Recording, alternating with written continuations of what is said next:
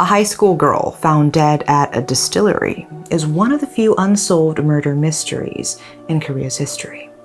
Today, we take a look at the murder case of a high school girl at Baekhwa Distillery.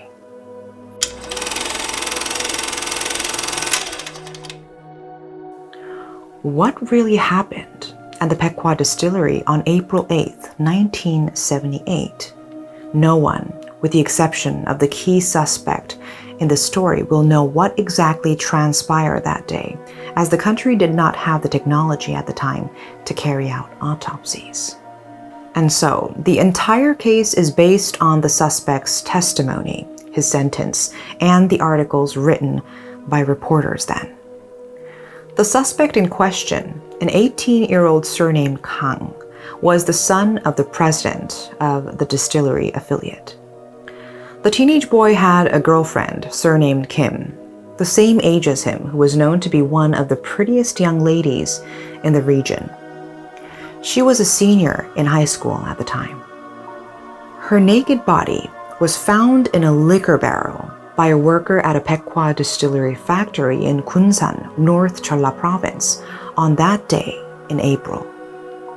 The news about the girl spread quickly, especially because the liquor sold by the distillery was very popular and a variation of it is still well known today. There were spooky rumors at the time that the distillery sold the liquor from the barrel where the body was found. Kim's body was presumed to have been in the barrel for about a month before it was discovered, shocking many. She came from a poor family, so poor that her parents warmly welcomed the Kang boy, who was wealthy and even provided him with a place to sleep.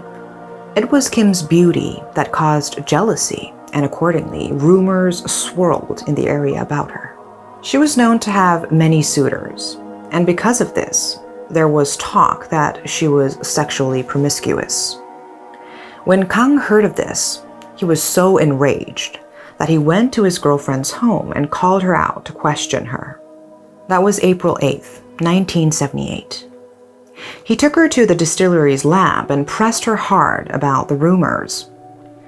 Kim kept on denying the rumors that she had many sexual partners, and she is said to have stripped down naked to prove her point.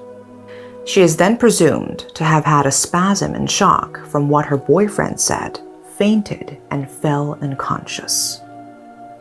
Thinking she was dead, he said he dumped her body in the liquor barrel. That means if she wasn't dead, she could have drowned in there. Articles said at the time that Kang took her clothes and left the area to make it look like Kim had committed suicide. But the story didn't make sense to reporters and those involved. Why was the girl taken to the lab to be questioned?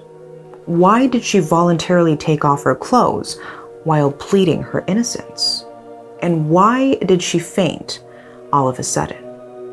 Other questions that arose included why Kang didn't see if Kim was breathing before he put her body in the barrel, and some even said that she should have woken up when her bare body touched the cold surface of the barrel. Another part of the case that did not make sense was the sentence Kang got. At first, 10 years in prison was sought. That was reduced to 5 years, and then eventually 3 years behind bars. The reason he received such a short and lenient sentence was because, according to the court, he hid the body in the liquor barrel because he thought the girl was dead. He would have gotten a much harsher punishment if he had strangled Kim or had an intent to kill her. He was also a minor and came from a well-off family which could have pulled some strings. It was indeed a difficult case for the court to handle as they only had Kang's testimony. Now remember, only 2 of them were at the scene at the time of the incident. It was even difficult to find any evidence. Officials had to rely on a polygraph. This case was the first time the device was used in the country. According to a 1979 article, Kang was asked a total of 13 questions during the polygraph. There were 4 main questions. Did you meet Kim on the day of the incident? Did you take off Kim's clothes or make her take off her clothes and dump her body in the liquor barrel? Do you know how Kim gained access to the second floor lab of Baekhwa Distillery? Do you know how Kim died? Kang is said to have answered no to all 4 questions. This was said to have been detected by the polygraph, showing that he was lying. The results were used as the foundation for questioning, and this led to his confession. Prosecutors indicted Kang on charges of murder and trespassing.